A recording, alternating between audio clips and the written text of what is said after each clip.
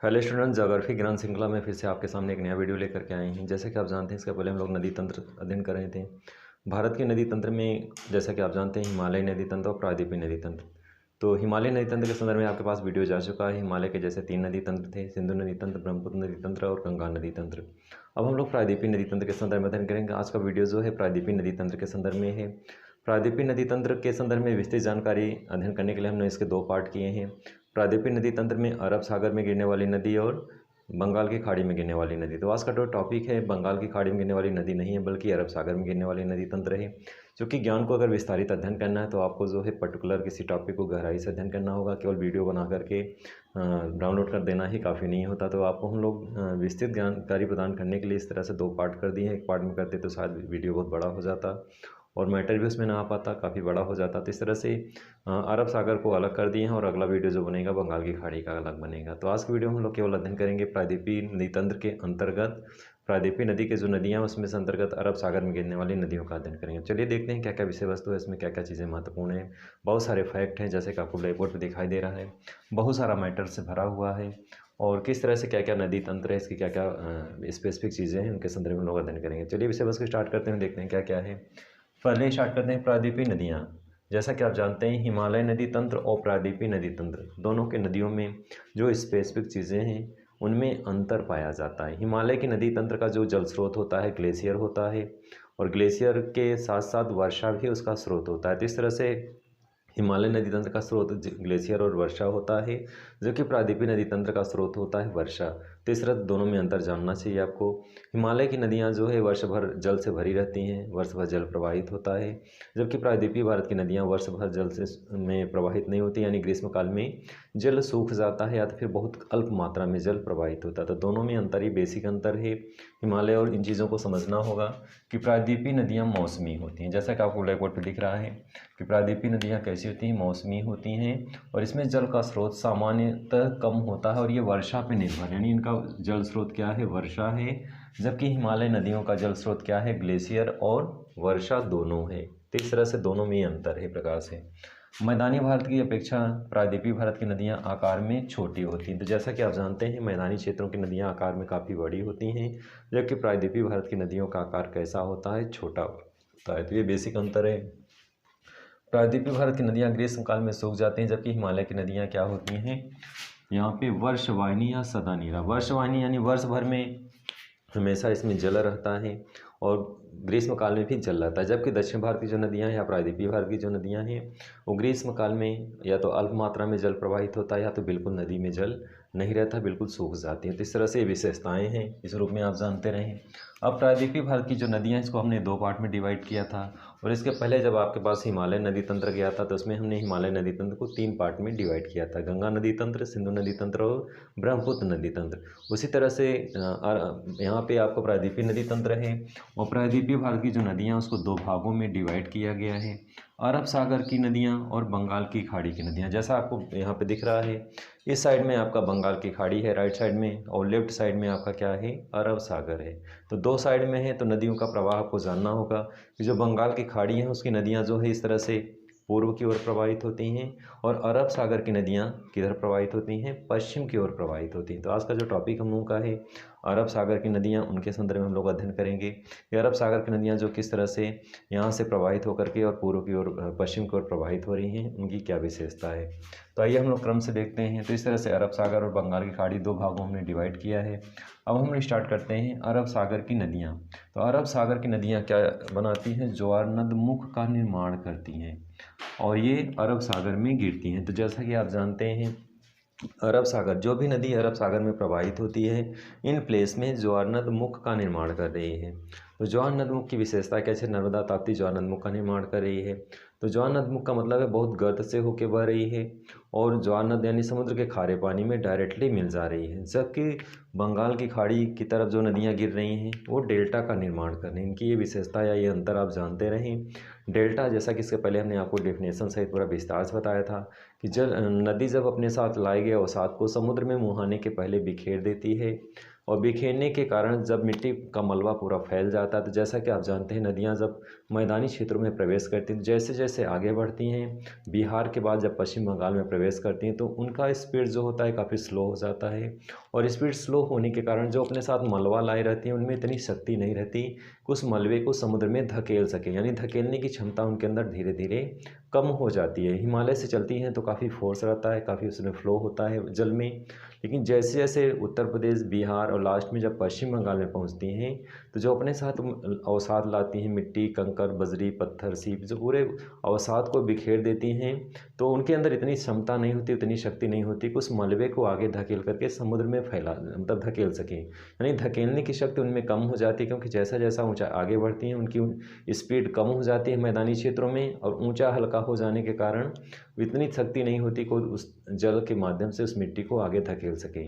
तो इस तरह से मलबा काफ़ी फैल जाता है, और मलबा के फैल जाने से और जल का वेग भी काफ़ी कम हो जाता है। तो ऐसे कारण में जल की राशियाँ जो होती हैं एक राशि में नहीं प्रवाहित होती, बल्कि अलग अलग राशियों में प्रवाहित होती हैं। और जब अलग अलग राशियों में जल राशियाँ प्रवाहित होती हैं, तो इस तरह से त्रिभुजाकार आकृति बन जाती है, और इसी त्रिभुजाकार आकृति को डेल्टा का नाम दिया गया है। तो जैसा कि आपको ये जानना चाहिए कि जिस तरह से जो बंगाल की खाड़ी में जो नदियाँ गिर रही हैं डेल्टा का निर्माण कर रही हैं, और यहाँ पे जो अरब सागर में गिर रही हैं वो ज्वारनद मुख का निर्माण कर रही हैं। ज्वारनद मुख की विशेषता क्या होती है कि जैसे नर्मदा और ताप्ती नदी हैं, ये नदियाँ बहुत गर्त से, बहुत गहराई से होकर बहती हैं, मिट्टी के धंसान काफ़ी नीचे धंस जाती है और इस तरह से गहराई में बहती हैं, और लास्ट में जा कर के चूँकि गहराई से बहते हैं तो अपने साथ अवसाद जो ला रही हो कहीं पे रुकता नहीं है उनका, वो डायरेक्ट समुद्र में चला जाता है। तो इस तरह से अगल बगल का जो जैसे डेल्टा में मिट्टी का फैलाव होता है और जलराशियाँ कई राशियों में बहती हैं, जबकि ज्वारनद मुख में राशि एक ही राशि में नदी प्रवाहित होती है, कई राशियों में नहीं बहती,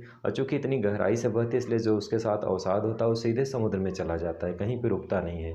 तो ऐसे कंडीशन में यहाँ पे डेल्टा नहीं बन रहा है, बल्कि ज्वारनद मुख का निर्माण हो रहा है। खारे पानी से डायरेक्ट ये पानी जाके डायरेक्ट मिल रहा है, ये नदी मिल जा रही है, कहीं पे भी मिट्टी का वहाँ पे अवसाद बिखेर नहीं रही है, ना ही कहीं जलराशि कई राशियों में बह रही है। तो इस तरह से इधर इस साइड में आपका डेल्टा बनेगा, और यहाँ इस साइड में आपके ज्वारनद मुख का निर्माण ये नदियाँ कर रही हैं। आगे हम लोग इसी क्रम में बढ़ेंगे। अब इसमें देखेंगे कि अरब सागर में जो नदियाँ गिर रही हैं उसमें कौन कौन सी नदी है। तो पहला जैसा कि आपको यहाँ पे देख रहा है लूनी नदी है। इसकी स्पेसिफिक चीज़ें देखेंगे क्या है। उद्गम जो है इसकी अरावली पहाड़ी है, यानी लूनी नदी का उद्गम स्थल कहाँ पे है, अरावली पहाड़ी है, अजमेर राजस्थान से। प्रवाह क्षेत्र में कौन कौन से राज्य आ रहे हैं भारत के, तो इसमें राजस्थान है, गुजरात है। अंतिम बिंदु गुजरात कच्छ के रण में विलुप्त हो रही है। तो लूनी नदी जैसा कि आप देख रहे हैं राजस्थान से स्टार्ट हो रही है यहाँ पे, और ये राजस्थान के अजमेर से शुरू हो रही है। तो इस तरह से यहाँ से स्टार्ट होकर के और यहाँ पे अंतिम बिंदु गुजरात का जो रण क्षेत्र है यहाँ पे उसी में विलीन हो जा रही है। तो इस तरह से रण क्षेत्र में विलुप्त हो रही है, उसके अंदर इतनी क्षमता नहीं को आगे चल करके अरब सागर में मिले। तो इस तरह से आपको जानना चाहिए कि ये तो प्रायद्वीपीय भारत की नदी तो है, लेकिन अरब सागर में नहीं मिल रही, उसके पहले ही विलुप्त हो जा रही है, चूँकि रेगिस्तानी क्षेत्र है, जल राशि बहुत अल्प मात्रा में है। तो ऐसे कंडीशन में वो उसी रेत में विलीन हो जा रही है, ना कि नर्मदा आगे चल करके अरब सागर में मिल पाती है। तो उसके पहले ही अरब सागर के मिलने के पहले रेगिस्तानी क्षेत्रों में उसी रेत में विलीन हो जा रही है, गुजरात के कच्छ के रण में। आगे हम लोग देखेंगे इसमें और क्या क्या चीज़ें हैं। जैसा कि आप जानते हैं लूनी नदी है और इसकी क्या विशेषता है, आपने इस तरह से अध्ययन किया। क्षेत्र भी आपने देखा कि इसका क्षेत्र राजस्थान और गुजरात है, अंतिम गुजरात कच्छ का रण है। तो कच्छ के रण में ये क्या हो रही है, विलुप्त हो रही है। सहायक नदी देखेंगे तो सहायक नदियों में मिठड़ी है, लीलड़ी है, जवाई है, सुकरी है, बाडी है, खारी है, जो जारी है, और ये इसकी क्या है, सहायक नदियां हैं। लूनी नदी की कुल लंबाई कितनी है, तो लूनी नदी की कुल लंबाई 495 किलोमीटर है, और पर्टिकुलर राजस्थान में ही 330 किलोमीटर इसका जल प्रवाह है। तो राजस्थान में 330 किलोमीटर और कुल जल प्रवाह इसका कितना है, 495 किलोमीटर है। अब इसमें बांध देखेंगे, बांध का निर्माण हुआ है इस नदी पे, तो जसवंत सिंह सागर बांध, यानी लूनी नदी पे जसवंत सिंह सागर बांध का निर्माण किया गया है।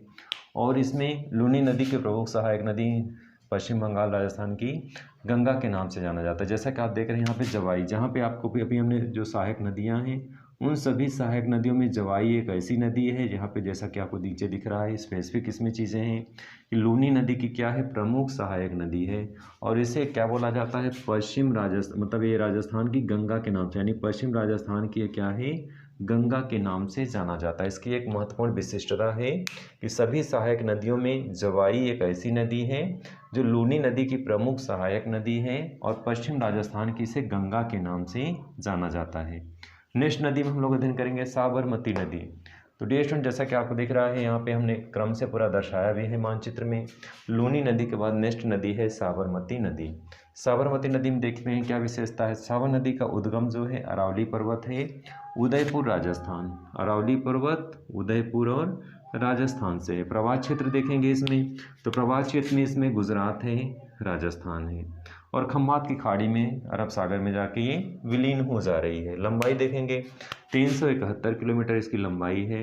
सहायक नदी कौन कौन सी है इसमें देखेंगे, तो सहायक नदी वकाल है, सेई है, हरनाव है, हाथमती है, वातरक है, मतमती है। ये इसकी क्या है, सहायक प्रमुख नदियां हैं। बांध देखेंगे तो धरोई बांध इसका महत्वपूर्ण बांध है और इसके तट पे दो महत्वपूर्ण शहर हैं, अहमदाबाद और गांधीनगर। तो जैसा कि आप जानते हैं अहमदाबाद और गांधीनगर इसके महत्वपूर्ण जो है क्या है, शहर हैं और इस तरह से उसकी अपनी एक विशिष्टता है। नेक्स्ट इसी क्रम में आगे हम लोग देखेंगे नेक्स्ट नदी है माही नदी। माही नदी का उद्गम विंध्य पर्वत है और ये धार जिला मध्य प्रदेश क्षेत्र से प्रवाहित हो रही है। अब इसमें देखेंगे मध्य प्रदेश, राजस्थान, गुजरात में इसका विस्तार क्षेत्र है और खंभात की खाड़ी अरब सागर में ये विलीन हो रही है। इसकी लंबाई देखेंगे तो 580 किलोमीटर इसकी लंबाई है। और सहायक नदी कौन सी है, तो सोम है, जाखम है, चांप है, अनास है, मोरिन है और ईरू है।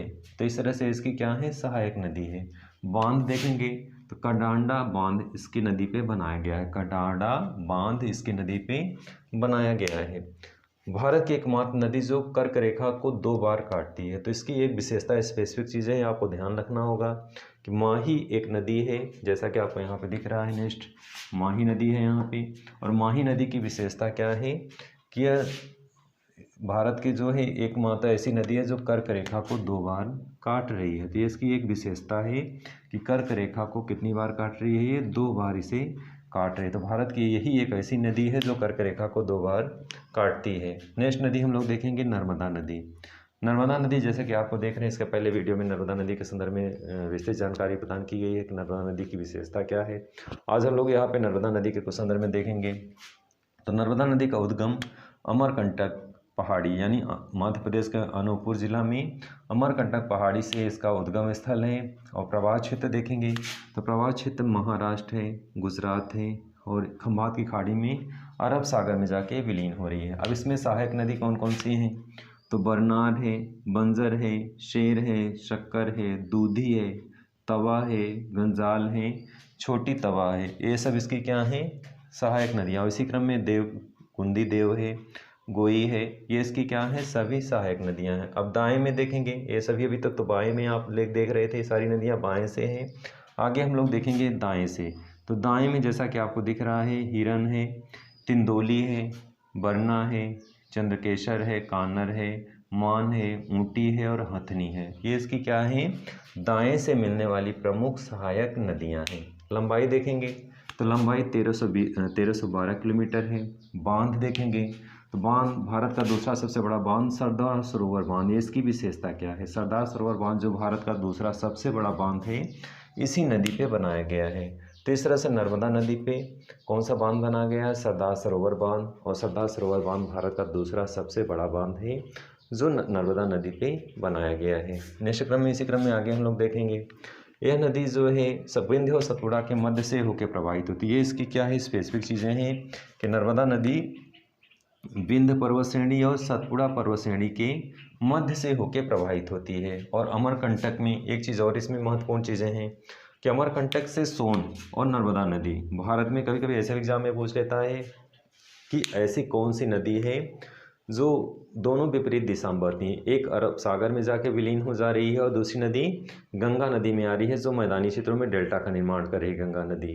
तो दोनों विपरीत दिशा में एक ऐसी नदी जो एक तरफ अरब सागर में बह रही है और दूसरी नदी गंगा नदी में मिलकर के डेल्टा का निर्माण कर रही है, गंगा नदी। तो गंगा नदी की सहायक नदी सोन नदी है।